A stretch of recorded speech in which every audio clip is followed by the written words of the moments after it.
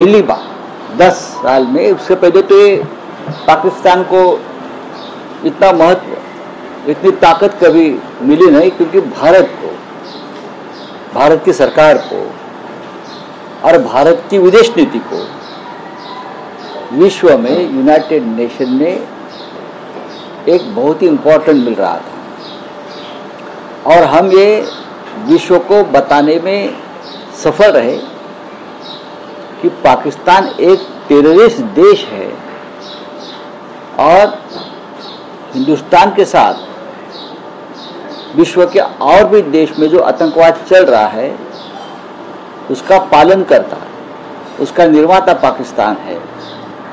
लेकिन जब से मोदी जी आए हैं, जब से जयशंकर जी आए हैं, अमित शाह जी आए हैं, हम ये साबित नहीं कर सके और आज यूनाइटेड नेशन में एक सिक्योरिटी काउंसिल का महत्वपूर्ण पद पाकिस्तान को दिया गया। व्हाइट हाउस में पाकिस्तान के आर्मी चीफ को खाने को बुलाया जाता है, खाने को बुलाया जाता है, पार्टी को बुलाया जाता है। बहुत से राष्ट्र जो है वो पाकिस्तान के साथ खड़े हो गए ऑपरेशन सिंदूर के बाद, और अब भारत के चाहे विदेश मंत्रालय हो, चाहे डिफेंस मंत्रालय हो, अब उसके ऊपर एक शब्द नहीं बोल पा रहे। पूछना चाहिए मोदी जी ने, इतनी बड़ी छाती है उनकी 56 इंच की, ट्रंप से सवाल करना चाहिए ये क्या चल रहा है हिंदुस्तान के साथ, आप कौन सी नौटंकी कर रहे हो। देखिए ये बहुत ही गंभीर बात है, मैं ये मानता हूँ। और नरेंद्र मोदी आज भी प्रधानमंत्री जी विदेश घूम रहे हैं, आज यहाँ है, कल वहाँ है। हमारे साथ यूनाइटेड नेशन में हमारे आवाज़ में आवाज़ मिलाने वाला कोई नहीं। पूछिए नेतन्याहू को, क्या हमारे साथ खड़े रहेंगे आप? जिस तरह से पाकिस्तान को ताकत देने की कोशिश प्रेसिडेंट ट्रंप कर रहे हैं, ये आने वाले दिनों में, भविष्य में भारत के लिए खतरा है। सर, आरएसएस की 3 दिन की मीटिंग है दिल्ली में, लेकिन मोदी जी आरएसएस की 3 दिन की मीटिंग है दिल्ली में, मोदी जी है 10 सबसे बड़े दौरे, जो मंत्र है बीजेपी राष्ट्रीय अध्यक्ष को लेकर वो नहीं हो रहा है। सर बात ऐसी है, मोदी जी हिंदुस्तान में कब रहे थे? वो दौरे पे रहे थे ना। उनके pass tour end travel ministry भी होनी चाहिए स्पेशली, और ट्रैवल टूरिज्म के एम्बेसडर देश के होने चाहिए और बताना चाहिए मन की बात में कि हमारे भारत की जनता ने कौन से देश में जाना चाहिए, कहाँ रहना चाहिए, क्या खाना चाहिए, कौन से होटल में रहना चाहिए, कहाँ कंसेशन मिलता है। मोदी जी देश में है कहाँ? महाराष्ट्र में 3 महीने में 1000 किसानों की आत्महत्या हो गई है। कि मोदी जी को मालूम है? अब तक पहलगांव के जो हत्यारे हैं, टेररिस्ट है 4, उसको हम ढूंढ नहीं पा रहे हैं। क्या ये मोदी जी को पता है? आप बताइए। एयर इंडिया पूरी तरह से खत्म हो चुकी, अहमदाबाद में जो प्लेन क्रैश हो गया उसके बारे में क्या हो गया उसका हम पता नहीं कर पा रहे, और मोदी जी विदेश में घूम रहे हैं, प्रधानमंत्री जी। ये देश की हालत है। सर, बीजेपी के राष्ट्रीय अध्यक्ष उसकी चयन नहीं हो पा रही, आरएसएस से मुलाकात नहीं हो रही मोदी जी को, किस तरीके से देखते हैं? बैठक में आपको लगता है सर कि इसको भी लेकर चर्चा होगी आरएसएस की? अभी मैं क्या बोल सकता हूँ आरएसएस के अंदर क्या चर्चा होगी, क्या नहीं होनी चाहिए, ये मैं कैसे बता सकता हूँ। आरएसएस और भारतीय जनता पार्टी भाई भाई है। अब 2 भाइयों में क्या होने वाला है अंदर मालूम नहीं। अब भाई भाई में झगड़ा भी होता है ना। अब लगता है कि बीजेपी और आरएसएस में कुछ चल रहा है अंदर, लेकिन अगर आरएसएस अगर मन में लाता है तो बीजेपी को सबक सिखा सकते हैं। क्योंकि आज जो बीजेपी आपको दिख रही है वो तो आरएसएस के कार्यकर्ता की ताकत के ऊपर इतनी जीत मिले उनको। बोलिए आपका क्या है? राऊत सर, बोला। महाराष्ट्रातला बहुचर्चित विषय 5 तारखेला होणारा मराठी विजय मेळावा, काय तयारी सुरू आहे ठाकरे गटाकडूनही, कारण समन्वयामध्ये तुम्ही आहात, काय नेमकी रूपरेषा आणि काय तयारी? 5 तारखेचा जो मेळावा आहे त्याला आता फार कमी दिवस राहिले। आज बुधवार आहे आणि शनिवारी मेळावा आहे। दोन्ही बाजूने पूर्ण तयारी सुरू आहे। आता या क्षणी आमचे सहकारी शिवसेनेचे नेते अनिल परब आणि मनसेचे नेते हे जिथे प्रत्यक्ष कार्यक्रम आहे 2 सभागृहामध्ये आत्ता जाऊन ते पाहणी करत आहेत. त्यानंतर पुढल्या 2 दिवसामध्ये प्रत्यक्ष व्यासपीठावरची आणि गर्दी क्राऊड मॅनेजमेंट ज्याला म्हणतो त्या संदर्भातली तयारी केली जाईल. आमंत्रण तर आम्ही दिलंय लोकांना खुल्या पद्धतीनं. कोणाला घरी जाऊन आम्ही आमंत्रण देणार नाही, कोणी असते. आणि काल शिवसेना पक्षप्रमुख उद्धव ठाकरे आणि मनसे प्रमुख राज ठाकरे या दोघांनी एकत्रित आवाहन केलेलं आहे की तुम्ही या जल्लोषात सामील व्हा मराठी माणसाला. कारण हिंदी सक्तीचा जो निर्णय मागे घेतला तो मराठी माणसाचा विजय, त्यांच्या एकजुटीचा विजय. मराठी माणसं एकत्र येणार या भीतीनं मागे घेतलेला तो निर्णय आहे. त्याच्यामुळे हा जल्लोष समस्त मराठी बांधवांनी करावा असं दोन्ही प्रमुख ठाकरे बंधूंचं एक भूमिका आहे. आणि त्यानुसारच कालचं जे निवेदन किंवा निमंत्रण आहे ते समस्त महाराष्ट्रातल्या जनतेसाठी आहे. आणि राजकीय पक्ष, जात, धर्म याचा विचार न करता त्या सोहळ्यात सगळ्यांनी उपस्थित राहावं अशी आमची भूमिका आहे. पण राऊतसाहेब, ठाकरे बंधूंव्यतिरिक्त आणखी कोणते राजकीय मोठे नेते या मेळाव्याला उपस्थित राहू शकतात? बघा, हा राजकीय मेळावा नाही. सगळ्यात आधी तुम्हाला मी सांगतो, काल रात्री माझं मनसे प्रमुखांशी बोलणं झालं. मग शिवसेना पक्षप्रमुखांशी माझी चर्चा झाली. आमचं सगळ्यांच्याशी म्हणणं आहे की हा राजकीय मेळावा नाही. मान अपमान, सन्मान, मानापमान, बरं का, हा विषय इथे येत नाही. आम्ही सगळ्यांना आमंत्रित केलेलं आहे जाहीरपणे. त्यामध्ये कोण कोण आहे? नाही, सगळ्यांना म्हणजे आता ज्यांना तिथे उपस्थित राहायचं त्यांचं तिकडे नक्कीच स्वागत केलं जाईल. असं आहे की प्रत्येकाला यायचं, किती जणांचं आम्ही घरी जाऊन आमंत्रण देणार मला सांगा? हजारोच्या संख्येनं लोक तिकडे जमतील. जे कोणी प्रमुख नेते येऊ इच्छित आहेत ते आमच्याशी संपर्क साधतात. त्यांची व्यवस्था तिकडे केली जाईल पूर्णपणे. त्यांच्या स्वागताची केली जाईल. त्यांच्या आगमन प्रसंगी ते कुठे बसतील, काय करतील, ही सगळी व्यवस्था आम्ही करतोय.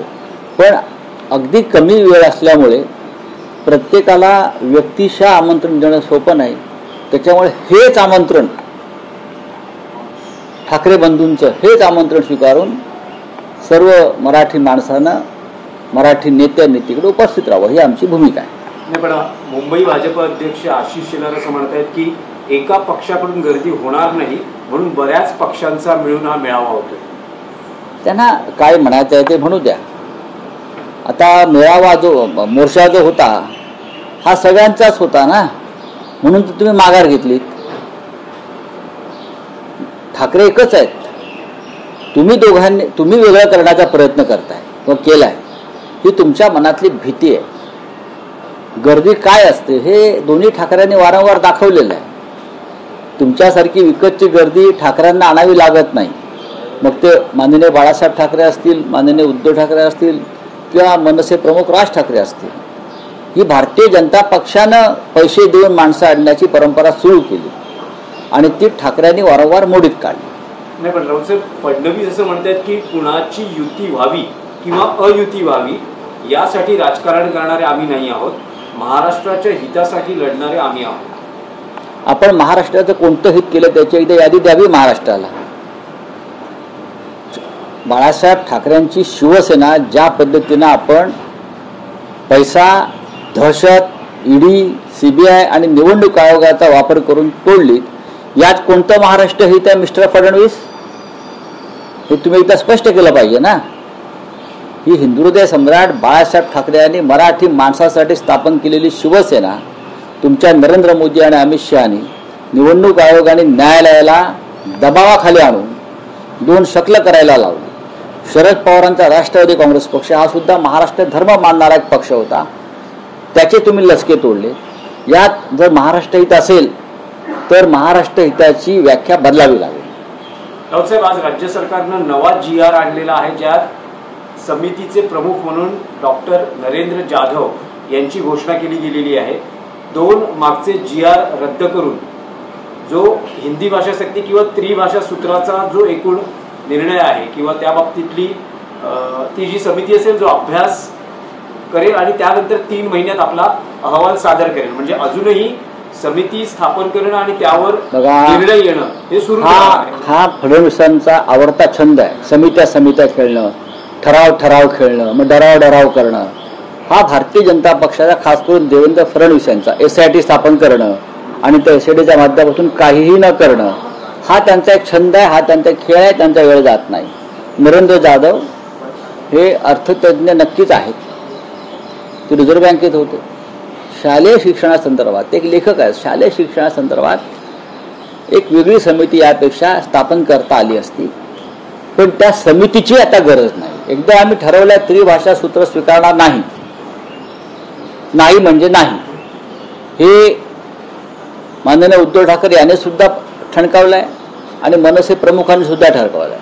त्रिभाषा सूत्र आम्ही स्वीकारणार नाही, कोणत्याही भाषेची सक्ती आमच्यावर महाराष्ट्रात आम्ही लादू देणार नाही. तेव्हा या समित्या, या सगळ्या तुमचे वेळ आणि पैसे सरकारच्या तिजोरीचे ही वाया घालवणारी व्यवस्था आहे. चला, राऊत साहेब, जेव्हाही हा हिंदी भाषा किंवा त्रिभाषा सूत्राचा विषय निघतो तेव्हा बॉम्बे स्कॉटिशचा आवर्जून उल्लेख होतो. काल मुख्यमंत्री देवेंद्र फडणवीस यांनी बॉम्बे स्कॉटिशचा उल्लेख केलेला आहे की स्कॉटिशमध्ये शिकणारी मुलं आम्ही हिंदी ही आपली भाषा आहे त्याचा पुरस्कार करतो, विदेशी भाषांचा पुरस्कार करत नाही. मग त्या तुमच्या देवेंद्र कोणते आपले मिस्टर प्रधानमंत्री त्यांना सांगा, या देशातल्या सगळ्या इंग्रजी स्कूल, इंटरनॅशनल स्कूल ज्या परदेशातून तुम्ही इथे घेऊन येतात त्या बंद करून टाका ना. RSSची मागणी आहेच, करून टाका ना बंद. एक GR काढा ना, एक उत्तम GR काढा. तुम्हाला GR काढण्याची फार हौस आहे. देवेंद्र फडणवीस एक GR काढा, निदान महाराष्ट्रात तरी. आणि या महाराष्ट्रामध्ये ज्या इंटरनॅशनल स्कूलच्या छत्र्या उगवलेल्या आहेत, जो धंदा आहे, हा धंदा तुमचेच लोक करतायत, शिक्षण सम्राट, बरं का, तो बंद करून टाका. आमचा आम्ही बघू नंतर काय करायचं. आणखी एक विषय आहे, काल फडणवीसांनी भाषणात म्हटलेलं आहे की आता स्थानिक स्वराज्य संस्था आणि विशेषतः मुंबई महापालिका निवडणुका जवळ आलेल्या आहेत, त्यामुळे आता पुन्हा एकदा भावनिक आवाहन केलं जाईल. मुंबई महाराष्ट्रापासून तोडली जाते आहे वगैरे वगैरे असे मुद्दे मांडले जातील, पण कोणाच्या बापामध्ये हिंमत नाही की महाराष्ट्रापासून मुंबई तोडण्याची. तुमचाच बाप प्रयत्न करतोय दिल्लीतला मुंबई कमजोर करण्याची, मुंबई उद्योगपतींच्या घशात घालण्याची लाडक्या, आणि मुंबई हळूहळू कमजोर करून तोडण्याची जी हिंमत आहे, हे तुमचे दिल्लीतले जे बाप आहेत ना मिस्टर फडणवीस, तेच करतायत. चोराच्या मनात चांदणं ही जी म्हण आहे ना, ही तीच आहे. फडणवीसांना स्वप्नात सुद्धा मुंबई तुटलेली दिसते, कारण त्यांनी तोडायची आहे, त्यांच्यावर दबाव आहे नरेंद्र मोदी आणि अमित शहांचा. बरोबर ना, त्यांना विचारा, मी म्हणतोय ते बरोबरच आहे. तसं नसतं तर ज्या पद्धतीने गौतम अदानीच्या घशामध्ये धारावीसह अर्धी मुंबई घातली आहे ना, ती घातली नसती. धारावीचा विकास मराठी उद्योजकांना सुद्धा करता आला असता, आणि धारावीच्या जमिनीवर मुंबईचे पोलीस, गिरणी कामगार, मराठी माणसं यांना सुद्धा उत्तम प्रकारे घरं देऊन मराठी म्हणून तिथे एक वसाहत उभारता आली असती काही हजार लोकांची. करताय का? आणि मग बोला, काही बोलतात काय? तुम्ही मुख्यमंत्र्यांना एक पत्र लिहिलेलं आहे. सुनील शेळके जे NCPचे आमदार आहेत मावळमधले, त्यांचं काही प्रकरण तुम्ही मुख्यमंत्र्यांना. अत्यंत गंभीर प्रकरण आहे. सरकारला समर्थन देणारे पक्ष, त्याचे आमदार आणि खासदार कशा प्रकारे महाराष्ट्र राज्याची लूट करतायत आपण काल पाहिला असेल. संजय शिरसाडांचा काय विषय होता, त्यानंतर भुमऱ्यांनी जमिनी किती 150 कोटीची जमीन भेट, आणि हे जे मावळचे आमदार आहे सुनील शेळके, त्यांनी हजारो कोटीची रॉयल्टी MIDCच्या जमिनीवरती खाण उद्योग सुरू करून बेकायदेशीरपणे हजारो कोटीची रॉयल्टी सरकारची बुडवली. त्याबाबत सविस्तर तपशील मी त्यांना पाठवलेला आहे पुराव्यासह. आतापर्यंत मी देवेंद्र फडणवीसांना त्यांच्या मंत्रिमंडळातील आणि त्यांना समर्थन देणारे मंत्री आमदारांची 21 प्रकरणं भ्रष्टाचाराची पाठवलेली आहे. पूर्ण 50 झाली त्यांनी पत्रकार परिषद दिली. एकाही पत्राची त्यांनी पोच दिली नाही, काय कारवाई करतो सांगितलेलं नाही. 21 पत्र भ्रष्टाचारासंदर्भात राज्यसभेचे एक सदस्य पाठवतो. शिवसेना सोडून द्या राजकारण, राज्यसभेचा 25 वर्ष सदस्य असलेला एक खासदार तुम्हाला एक पत्र पाठवतो. काय तुम्ही सांगताय महाराष्ट्र हिताच्या गोष्टी? का थुकी लावताय का महाराष्ट्राला? चुत्या बनवता शब्द वापरणार नाही, त्यांना आवडत नाही, पण तोच प्रकार आहे. चुकी लावताय तुम्ही. भ्रष्टाचारासंदर्भातलं एकही प्रकरण आतापर्यंत त्यांनी पाहावी. त्यांचं दप्तर 21 पत्र आहेत माझी, आजचं 21वावं पत्र आहे आणि अजून मी पूर्ण 50 पत्र त्यांना पाठवेन आणि मग मी तुम्हाला देईन या 50 पत्रांचं काय झालं. ही नौटंकी नाहीये. महाराष्ट्र कसा लुटला जातोय तुम्हाला पाठिंबा मिळाल्याबद्दल, दिल्याबद्दल सरकारमध्ये प्रत्येक ठिकाणी लूट आहे.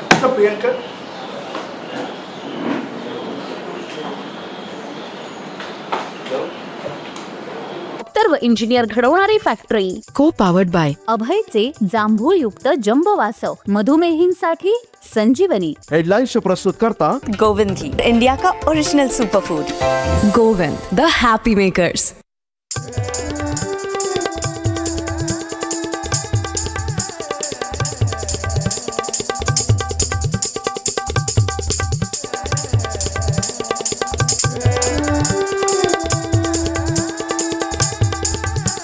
TV9. कुणाची युती अयुती झाली पाहिजे यासाठी राजकारण करत नाही. मुख्यमंत्री देवेंद्र फडणवीस